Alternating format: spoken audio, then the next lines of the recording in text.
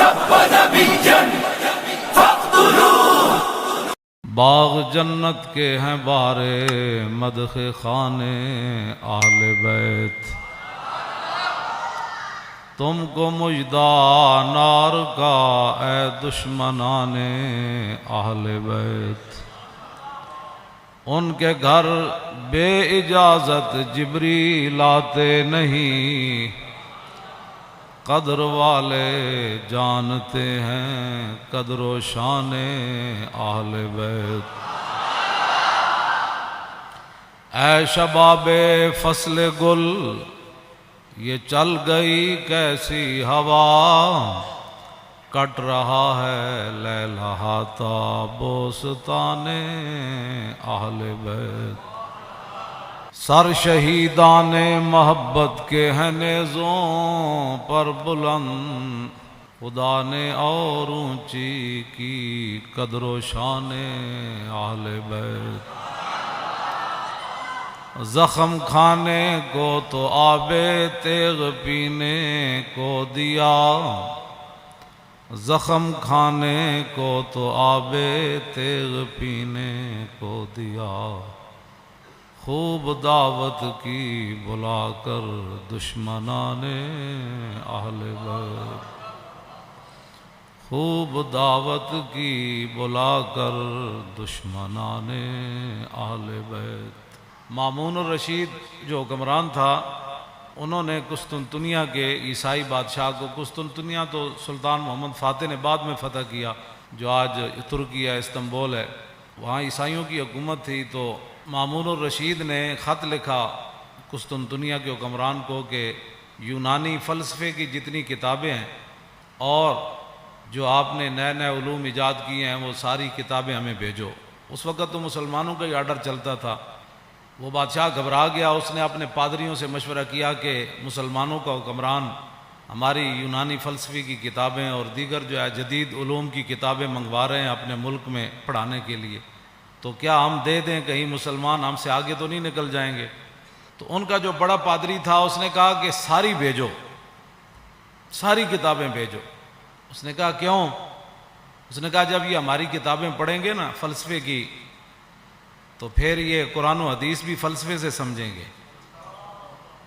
پھر یہ امام حسین کی شہادت پر بھی فلسفہ شہادت بیان کریں گے، اور معراج شریف پر بھی یہ فلسفہ معراج ہی بیان کریں گے، اور نماز پر یہ فلسفہ نماز ہی بیان کرتے رہیں گے. ہاں جی، ان کو پھر ہر بات جو ہے وہ ہماری عینک سے یہ اپنا دین پڑھیں گے، فوراً بھیج.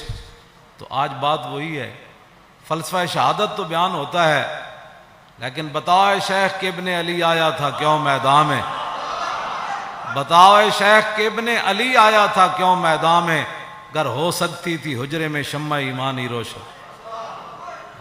فلسفہ شہادت، ساری فلسفہ شہادت. تو اس کی بات، اس پادری کی بات کتنی عجیب تھی کہ بھیجو بھیجو. یہ جب قرآن بھی پڑھیں گے تو پھر فلسفہ قرآن ہی بیان کریں گے، فلسفہ حدیث ہی بیان کریں گے. انہوں نے اور کوئی بات نہیں کرنی. اس کی وہ دور رس نگاہیں اس پادری کی دیکھ رہی تھی. آج مسلمان نماز بھی پڑھتا ہے تو فلسفے کے تحت پڑھتا ہے، یہ نہیں کہ میرے رب کا کوئی آرڈر ہے. کہتا ہے ہو سکتا ہے جو کام رکا ہوا ہے وہ کام ہو جائے، ہو سکتا ہے ویزا لگ جائے، ہو سکتا ہے بیماری سے شفا مل جائے. ہاں، اور یہ فلسفے کے طور پر سارے کام کرتے ہیں. تو اس واسطے اگلے جو شعر ہے نا، اس سے پہلے میں نے یہ بات اس لیے بیان کی تھی، آپ ذرا سوچیں کہ ہوا کیا کربلا میں. اپنا سودا بیچ کر بازار سونا کر گئے. عن عقبۃ بن ابی العزیر ان الحسین خطب اصحابہ واصحاب الحر بالبیدۃ. عقبہ بن ابی العزار یہ کہتے ہیں کہ مقام بیدہ پر حضرت امام علی مقام امام حسین نے خطبہ دیا، اپنے ساتھیوں کو بھی، اور حر جو یزیدی فوج کے سپاہ، بعد میں پھر امام علی مقام کے ساتھ بھی آ گئے، پھر حضرت حر بن گئے. آپ نے خطبہ دیا مقام بیدہ پر، فرمایا فحمد اللہ واسنا علیہ، اللہ کی تعریف بیان کی، پھر اس کی توصیف بیان کی. فقال ایھا الناس ان رسول اللہ صلی اللہ تعالی علیہ وسلم قال، فرمایا میں نے اپنے نانا جان کو فرماتے ہوئے سنا، مر رہا منکم سلطانا جائرا، کہ کہ تم میں سے کوئی آدمی ظالم بادشاہ کا زمانہ پائے. یہاں تو ظالم کہنا بھی کہتے ہیں جی آپ نے ظالم کہہ دیا. مرّا منکم سلطانا جائرا، تم میں سے کوئی آدمی ایسے بادشاہ کا زمانہ پائے جائر، جو ظالم بادشاہ ہو، مستحلا لحرم اللہ، جو اللہ تعالیٰ کی حرام کردہ چیزوں کو حلال کر رہا ہو، ناقصا لعہد اللہ، وہ اللہ کے ساتھ عہد و پیمان کر کے پھر اس کو توڑ رہا ہو. کلمہ پڑھنے کے بعد تو پھر نگاہ اور بندے کا رخ اور بندے کی ساری باتیں پھر ادھر ہی ہونی چاہیے نا.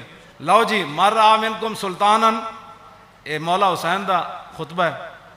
مرّا منکم سلطانا جائرا مستحلا لحرم اللہ ناقصا لعہد اللہ مخالفا لسنت رسول اللہ، اور یعمل فی عباد اللہ بالاسم والعدوان. فرمایا رسول اللہ نے، میرے نانا جان نے فرمایا، جو ظالم بادشاہ کو دیکھے اللہ تعالیٰ کی حرام کردہ چیزوں کو حلال کرے اور اللہ کے ساتھ عہد و پیمان، کلمہ پڑھنے کے بعد بندے کی مرضی مک جاتی ہے، فرمایا اللہ کے ساتھ عہد و پیمان وہ توڑ دے، رسول اللہ کی سنت کی مخالفت کرے، یعمل فی عباد اللہ بالاسم والعدوان، اور قوم کے اندر برائیاں اور قوم کے اندر گناہ اس کا رواج دے، بجائے اس کے قوم کے اندر برائیاں اور گناہ کو ختم کرے. نہیں، یعمل فی عباد اللہ بالاسم والعدوان، وہاں سرکشی اور ظلم و ستم اور گناہ کو رواج دے. فلم یغیر علیہ بقول ولا فعل وکان حقا علی اللہ ان یدخلہ مدخلا. مولا حسین فرمانے لگے کہ پھر میرے نانا جان نے کیا فرمایا، ان حالات کو دیکھ کر کوئی بندہ اپنی زبان سے اور اپنے ہاتھ سے اس ظالم کا ہاتھ نہیں پکڑتا تو اللہ رب العالمین قیامت والے دن جس جگہ اس ظالم کو داخل کرے گا نا، وہ تماشا دیکھنے والے کو بھی داخل کر دے. ہمیں بھی بہت سارے لوگ مخلصانہ مشورہ دیتے ہیں، آپ کو کیا پڑی ہے، اس معذوری کی حالت میں آپ جیلیں کاٹتے ہیں، یہ کرتے ہیں، وہ کرتے ہیں، جی یہی بات ہے، کیا پڑی ہے آپ کو. دیکھیں بڑے بڑے لوگ، بڑے بڑے متقی پرہیزگار اپنے آستانوں پر بیٹھے ہیں، اور بڑے بڑے شیوخ حدیثیں پڑھا رہے ہیں، اور بڑے بڑے مدارس چل رہے ہیں. آپ کو کیا مصیبت پڑی ہے؟ کیوں جی، جو چیز مولا حسین کو لے کر کربلا میں گئی نا، وہی چیز خادم حسین کو بھی پریشان کرتی ہے. آگے آپ نے کیا فرمایا، الا ان ہؤلاء قد لزموا طاعۃ الشیطان وترکوا طاعۃ الرحمن واظہروا الفساد وعطلوا الحدود واستاثروا بالفیء وانا احق بالغیر. آپ نے فرمایا دیکھتے نہیں یزید نے کیا کام شروع کر دیا، قد لزموا طاعۃ الشیطان، یہ سارے کے سارے شیطان کے اطاعت گزار بن گئے. وترکوا طاعۃ الرحمن، اللہ کی اطاعت انہوں نے چھوڑ دی. واظہروا الفساد، ہر جگہ انہوں نے دنگا و فساد برپا کر دیا. وعطلوا الحدود، اور اللہ تعالیٰ کے احکام اور اس کی حدود کو معطل کر دیا. واستاثروا بالفیء، اور قومی خزانہ لوٹ کر کھا رہے ہیں. یہ امام حسین نے پھر آگے پہلے یہ بات فرمائی، پھر آپ نے فرمایا حسین مقابلے میں کیوں آیا؟ چشم گریاں، مزرعے اور گلا کٹ کر نمازے، اور شمر کا خنجر گلوئے خشک پر چلتا رہا، اور بزم حق روشن رہی اور حق کا دیا جلتا رہا. اے امام علی مقام فرمایا وانا حق بالغیر، فرمایا حسین سب سے زیادہ حق رکھتا ہے کہ یزید کے مقابلے میں آئے. میں سب سے زیادہ حق رکھتا ہوں حسین کہ میں تو. اچھا، اب جو فوج سامنے کھڑی تھی، آپ نے یہ بات تو آپ نے پہلے فرمائی نا، پھر جو سامنے آئے ہوئے تھے نا مقابلے میں، جو کہتے تھے دل تے تواڈے نال لیکن تلوار تواڈے نال کوئی، آپ نے فرمایا قد اتتنی کتبکم وقدمت رسلکم ببیعتکم، فرمایا یہ تمہارے خطوط ہیں جو تم نے مجھے بھیجے ہیں، اور بہت سارے قاصد تم نے میرے پاس بھیجے ہیں. کس بات پر؟ انکم لا تسلمونی ولا تخذلونی، کہ میں جب تمہارے پاس آ جاؤں گا تو تم پھر میرے ساتھ مل کر لڑو گے، مجھے یزیدی فوج کے حوالے نہیں کرو گے. یہ تمہارے خطوط ہیں میرے پاس. انکم لا تسلمون ولا، اور تم میرے اوپر حملہ کے وقت خاموش نہیں بیٹھے رہو گے، یہ تم نے لکھا ہوا ہے اس پہ. فَإِن تَمَمْتُمْ بِبَيْعَتِكُمْ تَرْشُدُوا، فرمایا اگر تم اپنی اس بیعت پر قائم رہتے ہو تو پھر ہدایت پا جاؤ گے. تُصِيبُوا رُشْدَكُمْ، ہاں جی، پھر تم ہدایت پا جاؤ گے، پھر تمہیں کوئی مسئلہ نہیں ہے. آگے پھر آپ نے، لوگ پھر دیکھنے لگے یہ کون ہے. جان بوجھ کر بھی لوگ آنکھیں بند کر دیتے ہیں نا. کچھ ایک دوسرے سے پوچھنے لگے یہ کون ہے جو ہمارے سامنے خطبہ دے رہے ہیں؟ یزیدی فوج میں سے. تو فرمایا فانا الحسین ابن علی وابن فاطمہ بنت رسول اللہ. فرمایا جانتے ہو کہ میں حسین بن علی ہوں اور میں سیدہ طیبہ طاہرہ فاطمہ الزہرا کا صاحبزادہ ہوں، جانتے ہو مجھے؟ نفسی ما نفسکم والی ما آلکم فلکم فی اسوۃ.